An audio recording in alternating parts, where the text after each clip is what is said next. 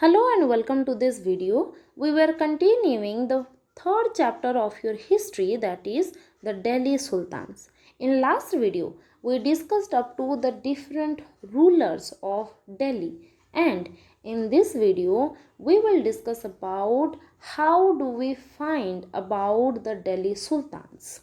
Finding about the Delhi Sultans depend upon various sources. Like in your first chapter, we discussed that whenever we talk about the history of any places, we have to rely upon several sources in order to get the information about the history.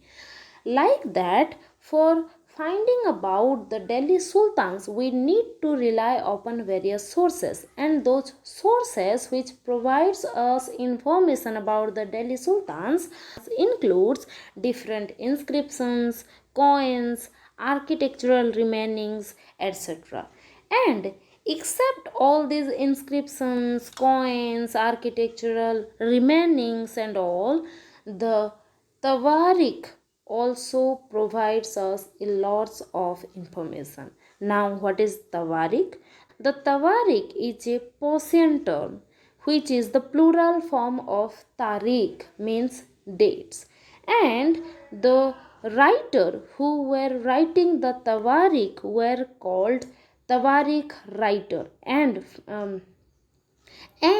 the people who were maintaining the Tawarikh were called Tawarik Writer. So Tawarik Writer were appointed by the Delhi Sultans in order to keep a record of important events. So from inscriptions, coins, architectural remainings, and from the account of Tawarik writers, we get a lot of information about the Delhi Sultans.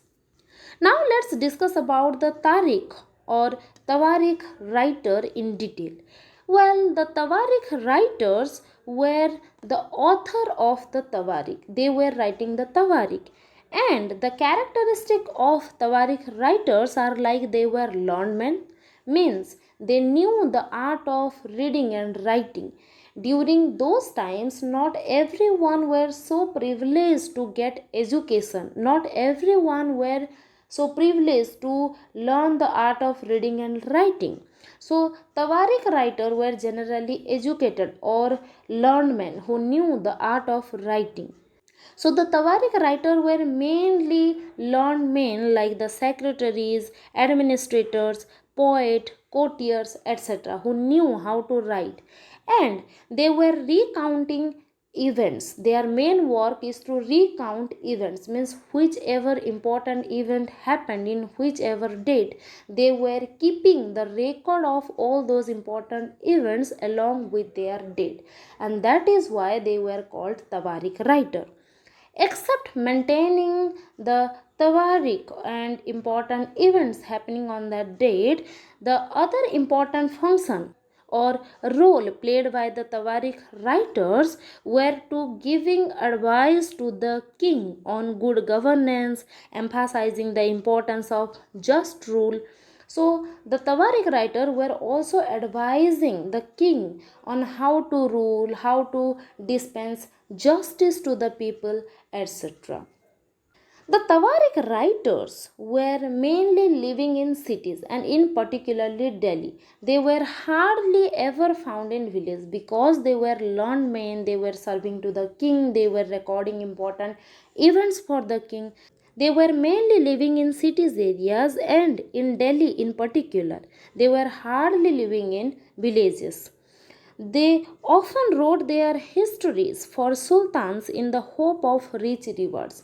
The Tawarik writers were mainly writing about the histories which glorifies the achievements, the contribution of the king. For whichever kings they were recording their Tawarikh, they were praising or they were keeping the account from the viewpoint of the king, where the king seems glorified and all. And they were doing so in the hope of good rewards, in the hope of handsome rewards from the king. If the king get impressed with what event they counted and how they counted that event, then sometime the kings were awarding them handsomely with gifts and coins and golds. These authors also advise the ruler on the need to preserve an ideal social order based on birthright and gender distinction. The Tawarik writer were not only advising the king on good governance, but they were also influencing the king to preserve the social order, to preserve the privilege by birth. Like if someone is belonging to the royal family, to the family who were serving the king, then he or she must be treated superficially. If a person is birth to a common citizen, then the person must be treated as commonly. So they were the supporter of privilege by birth. They believed that if someone is belonging to the royal family or the superior family, then the person must get some superficial treatment because of his or her birth in a superficial family. So they were the supporter of privileges by birth, and they were advising the king to preserve that order, to treat the richer, the superior in a better way compared to the civilian or the normal people. And they were also advising the king to keep the gender distinction, means to keep the society as male dominated society. The queens, the princess had no rights to take decision, to make decisions. The right to make decision, battling war, ruling cities should laid on the hand of the prince and the king. That was the belief of the Tawarik writer, and they were influencing the king as well in order to preserve these ideologies. Along with that, their ideas were not shared by everybody, and their ideas were only being shared with the kings. They were not free advisor to everyone. That was the role of Tawarik writers. Now, when we are talking about the gender distinction, let's discuss about the viewpoint of chronicler Minhaj-i-siraj on ruler Razziya Sultana, who was the daughter of Iltutmish.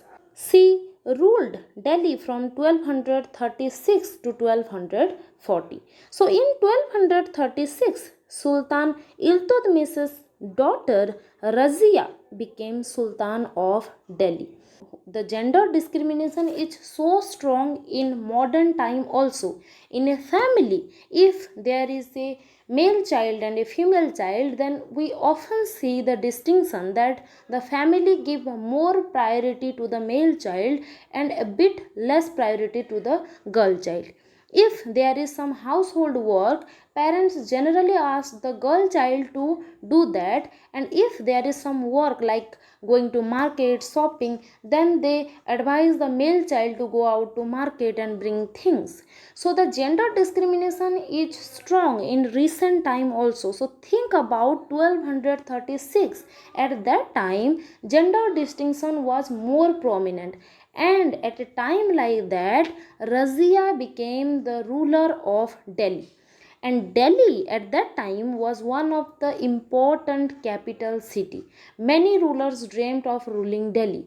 So think about the situation and the criticism she must have faced. So when in 1236 Razziya became the Sultan of Delhi, Minhaj-i-siraj, a chronicler means who generally keep account of things in a chronological order. So Minhaj-i-siraj wrote about Razziya Sultana that she was more able and qualified than all her brothers.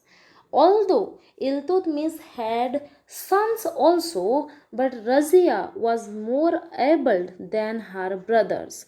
But despite of being more able compared to her brothers, she was highly criticized when she started ruling Delhi.